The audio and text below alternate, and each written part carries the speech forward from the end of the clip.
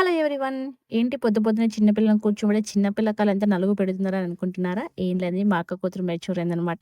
So, అందరం family members కలిసి తన ఫంక్షన్ చేసాం. ఫస్ట్ అయితే మా గగనకి హాయ్ చెప్పేసేయండి. హాయ్ గగన. సో, నలుగు అయిపోయిన తర్వాత ఇలా అయితే తనకి స్నానం చేయించేసారనమాట. ఓన్లీ ఫ్యామిలీ మెంబర్స్ మధ్యనే చేశారనమాట ఫంక్షన్. సో, ఇలా పాలబావ దగ్గరికి తీసుకెళ్ళి ఏదో శాస్త్రం చేశారనమాట. మా అక్క కర్ణాటక బార్డర్ సైడ్ ట్రాన్స్‌ఫర్ అయింది రాయదుర్గంకి. సో, ఇక్కడ వాళ్ళ కొలీగ్స్ అనమాట. సో, ఇలా చేయాలి పాలబావ దగ్గరికెళ్ళి అని చెప్పి ఆ శాస్త్రాన్ని మొత్తం ఫాలో చేయించారనమాట.